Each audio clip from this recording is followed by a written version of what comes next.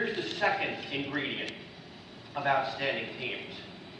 You have got to have outstanding leadership. Ladies and gentlemen, there has never in the history of the world, in any field, been an outstanding team that did not have outstanding leadership. And in our country, it has always been an incredibly hot topic, hasn't it? I mean, when you go back and study American history, all the way back pre-Revolutionary War to this day, historians are analyzing our founding fathers and pre-founding fathers as leaders, and they were controversial then as they are now. We have just had an election in our country. You know what that really was? It was an analysis of leadership. The American public, the voters, were basically trying to decide who's going to be the next best leader for the next 4 years or 8 years potentially. And we'll find out over time, but that's really what we were deciding, and we always have. So leadership is always going to be a topic of great fascination in our country. And you know what's really amazing to me these days? Leadership has become an industry unto itself. Listen, hardly a week goes by that I don't get another brochure or mailing piece about a leadership conference, a leadership retreat, a leadership seminar. I mean, you get a few too. And that doesn't take into account the books that are pouring out on leadership. Generally, basically, it's agreed that it started in 1992 when a man named Donald T. Phillips wrote a book called Lincoln on Leadership.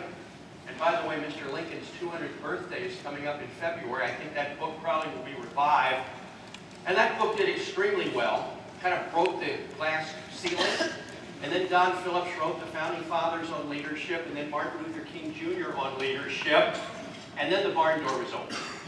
And now everybody does their leadership book, all the biblical personalities. You can read about Jesus on leadership, and David on leadership, and Moses on leadership, including one book called Moses on Management. It has a little better ring to it. All the Civil War personalities. We've got Robert E. Lee on leadership, and Ulysses S. Grant on leadership. Everybody in World War II has a leadership book. You want to read about Eisenhower on leadership, or Truman on leadership, or Roosevelt on leadership, or MacArthur on leadership, or General Patton on leadership. It's amazing. They're all there. And you can't be in my business of sports unless you've written your leadership book.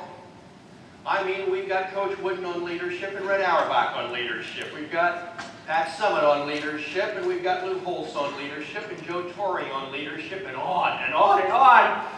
And I'll tell you, whoever wins the Super Bowl this winter, their leadership book will be out by the fall.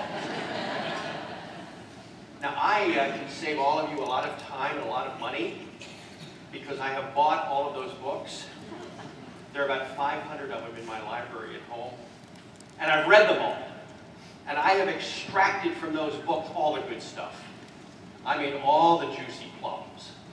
And folded that together with my 46 years of leadership experience in professional athletics.